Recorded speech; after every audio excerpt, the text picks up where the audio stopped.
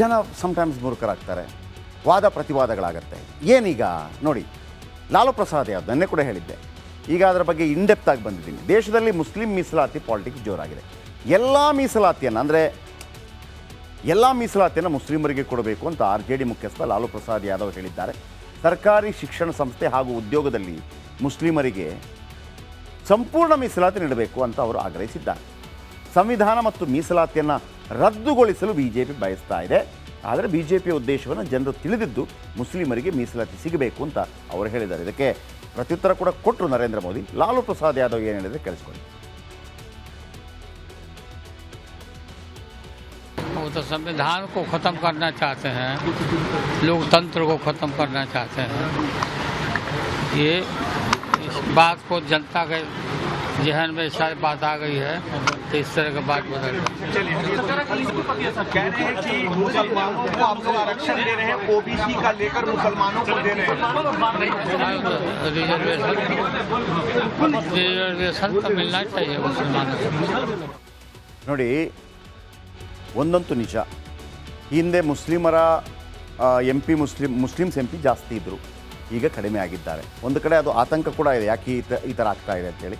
ಇದರ ಬಗ್ಗೆ ಒಂದು ಮಾಹಿತಿ ಕೊಡ್ತಾ ಹೋಗ್ತೀನಿ. ನೋಡಿ, ಒಟ್ಟು 245 ಲೋಕಸಭಾ ಕ್ಷೇತ್ರಗಳ ಪೈಕಿ 35 ಲೋಕಸಭಾ ಕ್ಷೇತ್ರಗಳಲ್ಲಿ 30% ಮುಸ್ಲಿಮರಿದ್ದಾರೆ.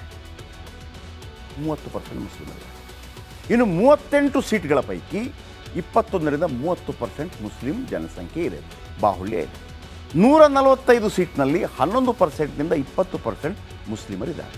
ಅಂದರೆ ಒಟ್ಟು 218 ಲೋಕಸಭಾ ಕ್ಷೇತ್ರಗಳ ಬಹುತೇಕ 40% ಲೋಕಸಭಾ ಕ್ಷೇತ್ರಗಳಲ್ಲಿ 11ರಿಂದ 30% ಮುಸ್ಲಿಮರಿದ್ದಾರೆ. ಆದರೆ ಅದಕ್ಕೆ ಅನುಗುಣವಾಗಿ ಮುಸ್ಲಿಮರು ಆಯ್ಕೆಯಾಗಿ ಬರ್ತಾ ಇದ್ದಾರಾ? ಇದನ್ನು ಯಾರು ಹೇಳ್ತಿರೋದು? ಲಾಲು ಪ್ರಸಾದ್ ಯಾದವ್ ಹೇಳ್ತಾರೆ. ಹಾಗಿದ್ರೆ ಏನು ಮಾಡಬೇಕು ಅವರು? ಈ BJPಯವರು ಮುಸ್ಲಿಮರಿಗೆ ಟಿಕೆಟ್ ಕೊಡ್ತಾ ಇಲ್ಲ. 25 ಕೋಟಿ ಜನಸಂಖ್ಯೆ ಇದ್ದಾರೆ ಮುಸ್ಲಿಮರು. ಹಾಗಿದ್ರೆ ಕಾಂಗ್ರೆಸ್ಗೆ ಮುಸ್ಲಿಮರಿಗೆ ಟಿಕೆಟ್ ಕೊಡಬೇಕಲ್ಲ, ಮುಸ್ಲಿಮರಿಗೆ ಟಿಕೆಟ್ ಕೊಡಬೇಕಲ್ಲ, ಗೆಲ್ಲಿಸಬೇಕಲ್ಲ. ನಿಮಗೊಂದು ಅವಕಾಶ ಅಲ್ವಾ? ಹಾಗಿದ್ರೆ ಬನ್ನಿ, ಎಲ್ಲೆಲ್ಲಿ ಟಿಕೆಟ್ ಕೊಟ್ಟಿದ್ದಾರೆ. ನಿಮಗೆ ವಿಚಿತ್ರ ಅನಿಸುತ್ತೆ, ಕೆಲವು ಕಡೆ 1, 2, 3, 4, 5, 6, 7, 8, 9, 10, 12 ಸ್ಟೇಟ್ಗಳಲ್ಲಿ ಒಬ್ಬ ಮುಸ್ಲಿಮರಿಗೆ ಈ ಇಂಡಿ ಮೈತ್ರಿಕೂಟ ಟಿಕೆಟ್ ಕೊಟ್ಟಿಲ್ಲ, ಕೈ ಟಿಕೆಟ್ ಕೊಟ್ಟಿಲ್ಲ. ಎಲ್ಲಿ ನೋಡಿ, ದೆಹಲಿಯಲ್ಲಿ 7 ಲೋಕಸಭಾ ಕ್ಷೇತ್ರ ಇದೆ, ಒಬ್ಬ ಮುಸ್ಲಿಂ ಇಲ್ಲ. ನೀವು ಆರೋಪ ಮಾಡಿದ್ರೆ ಅದನ್ನು ತೋರಿಸ್ಬೇಕು, ಕೊಟ್ಟಿಲ್ಲ. ಕರ್ನಾಟಕದಲ್ಲೇ ತಗೊಳ್ಳಿ, ನಾಮಕಾವಾಸ್ತೆ ಎಲ್ಲಿ ಬೆಂಗಳೂರು ಸೆಂಟ್ರಲ್ನಲ್ಲಿ ಒಂದು ಕೊಟ್ಟಿದ್ದೀರಿ ಅಲ್ವಾ?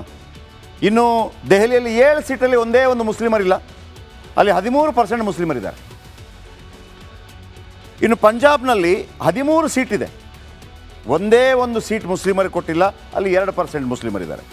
ಗುಜರಾತ್ನಲ್ಲಿ 26 ಸೀಟ್ ಇದೆ, ಕಾಂಗ್ರೆಸ್ ಆದರೂ ಕೊಡಬೇಕಲ್ವಾ, ಮಿತ್ರ ಪಕ್ಷಗಳಾದರೂ ಕೊಡಬೇಕಲ್ವಾ, 9% ಇದೆ ಮುಸ್ಲಿಮರು ಜನಸಂಖ್ಯೆ. ಹರಿಯಾಣದಲ್ಲಿ 10 ಸೀಟ್, ಒಬ್ಬರಿಗೂ ಕೊಟ್ಟಿಲ್ಲ, ಹರಿಯಾಣದಲ್ಲಿ 7% ಇದ್ದಾರೆ. ತೆಲಂಗಾಣದಲ್ಲಿ 17 ಸೀಟ್ ಇದೆ, ಒಬ್ಬರಿಗೂ ಮುಸ್ಲಿಮರಿಗೆ ಟಿಕೆಟ್ ಕೊಟ್ಟಿಲ್ಲ, ಇಂಡಿ ಕೂಟ. ರಾಜಸ್ಥಾನದಲ್ಲಿ 25 ಸೀಟ್ ಇದೆ, ಒಬ್ರಿಗೂ ಕೊಟ್ಟಿಲ್ಲ, ಅಲ್ಲಿ 9% ಮುಸ್ಲಿಮರಿದ್ದಾರೆ. ಉತ್ತರಾಖಂಡ್ನಲ್ಲಿ 5 ಸೀಟ್ ಇದೆ, 13% ಮುಸ್ಲಿಮರಿದ್ದಾರೆ, ಒಬ್ರಿಗೂ ಕೊಟ್ಟಿಲ್ಲ. ಮಹಾರಾಷ್ಟ್ರದಲ್ಲಿ 48 ಸೀಟ್ ಇದೆ, ಒಬ್ಬ ಮುಸ್ಲಿಮರಿಗೆ ಟಿಕೆಟ್ ಕೊಟ್ಟಿಲ್ಲ, ಅಲ್ಲಿ ಒಬ್ಬ ಕಾಂಗ್ರೆಸ್ ನಾಯಕ ಸಿಡಿದೆದ್ರು. ಮಹಾರಾಷ್ಟ್ರ 11% ಇದ್ದಲ್ಲಿ ನೀವು ಇಂಡಿ ಮೈತ್ರಿಕೂಟ ಒಬ್ಬ ಮುಸ್ಲಿಂ ಕೊಟ್ಟಿಲ್ಲ, ಮತ್ತು ಮುಸ್ಲಿಂ ಮೀಸಲಾತಿ ಬಗ್ಗೆ ಹೆಂಗೆ ಹೇಳ್ತೀರಿ? ನರೇಂದ್ರ ಮೋದಿ ಮಾತಾಡದೇ ಇರ್ತಾರಾ? ಛತ್ತೀಸ್ಗಢ 11 ಸೀಟ್ ಇದೆ, 2% ಮುಸ್ಲಿಮರಿದ್ದಾರೆ, 0. ಮಧ್ಯಪ್ರದೇಶದಲ್ಲಿ 29 ಕ್ಷೇತ್ರ ಇದೆ, 6.6% ಮುಸ್ಲಿಮರಿದ್ದಾರೆ, ಒಬ್ರಿಗೂ ಟಿಕೆಟ್ ಕೊಟ್ಟಿಲ್ಲ. ಹಿಮಾಚಲ ಪ್ರದೇಶದಲ್ಲಿ 4 ಸೀಟ್ ಇದೆ, 2.2% ಮುಸ್ಲಿಮರಿದ್ದಾರೆ, ಒಬ್ರಿಗೂ ಟಿಕೆಟ್ ಕೊಟ್ಟಿಲ್ಲ. 10-12 ರಾಜ್ಯಗಳಲ್ಲಿ ನೀವು ಒಬ್ರಿಗೂ ಟಿಕೆಟ್ ಕೊಟ್ಟಿಲ್ಲ. ನಾನು ಪರ್ಸೆಂಟೇಜ್ ವೈಸ್ ತೋರಿಸಿದೆ ನಿಮಗೆ. ಹಾಗಿದ್ರೆ ಇದು ಕೇವಲ ತುಷ್ಟೀಕರಣ ನೀತಿ ಅಲ್ವಾ? ಮುಸ್ಲಿಮರಿಗೆ ಅವರ ಹಕ್ಕು ಕೊಡಬೇಕು ಅಂದರೆ ನಾಟಕ ಯಾಕೆ ಮಾಡ್ತೀರಿ? ಕೊಡಿ. ಇನ್ನು ನಮಸ್ಕಾರ, ಕರ್ನಾಟಕ ಪ್ರೈಮ್ ಟೈಮ್ಗೆ ಸ್ವಾಗತ. ನಾನು ಜಯಪ್ರಕಾಶ್ ಶೆಟ್ಟಿ. ಇಡೀ ಕರುನಾಡು ಇವತ್ತು ರೆಬೆಲ್ ಆಗಿ ನಿಂತಿದೆ. ಈ ಹಗರಣಗಳನ್ನು ಸದನದಲ್ಲಿ ಪ್ರಸ್ತಾಪ ಮಾಡಲು ಕೂಡ ಕಾಂಗ್ರೆಸ್ ಹಿಂದೇಟು ಹಾಕಿದ್ದೇಕೆ? ನಿಮ್ಗೆ ಸಂಬಳ ಅದಕ್ಕೆ, ನಿಮಗೆ ವಾಹನ ಅದಕ್ಕೆ, ನಿಮಗೆ ವೆಪನ್ ಅದಕ್ಕೆ, ನೀವು ಅದನ್ನು ಸೆರೆ ಹಿಡಬೇಕಾಗಿತ್ತು. ನೀವು ವಿದ್ಯುತ್ ಬರ ಇದೆ ಅಂತ ಹೇಳ್ತಾ ಇದ್ದೀರಿ, ಎಲ್ಲಿ ಬರ ಇದೆ ನೀವು ಹೇಳಬೇಕು. ಪಾಕಿಸ್ತಾನ್ ಆಕ್ಯುಪೈಡ್ ಕಾಶ್ಮೀರ್ ಅದು ಎಂದೆಂದಿಗೂ ನಮ್ಮದು. 40 ಮೆಷಿನ್ಗಳು ತಂದಿತ್ತು ನೋಟ್ ಎಣಿಸುವುದಕ್ಕೆ, ಅದೇ ಹಾಳಾಯಿತು. ಮಥುರಾದ ಗಲಾಟೆ ಇದೆಯಲ್ಲ, ಅದು ಸ್ಥಳೀಯವಾಗಿ ಕೂತು ಪರಿಹರಿಸಬಹುದಾದಂಥ ಕಾನೂನಿದೆ. ಗ್ಯಾರಂಟಿ ಯೋಜನೆಯಿಂದ ನಷ್ಟ ಆಗಿದೆ, ಲಾಭ ಆಗಿದೆ, ದಯವಿಟ್ಟು ಹೇಳಿ. Dawood Ibrahim most wanted criminal ಯಾವಾಗಾದ ಅಂದರೆ ಇಲ್ಲಿ ತನಕ ಭಾರತ ದೇಶದಲ್ಲಿ ಓರ್ವ ದಲಿತ ಪ್ರಧಾನಿಯಾದಂಥ ಇತಿಹಾಸವೇ ಇಲ್ಲ.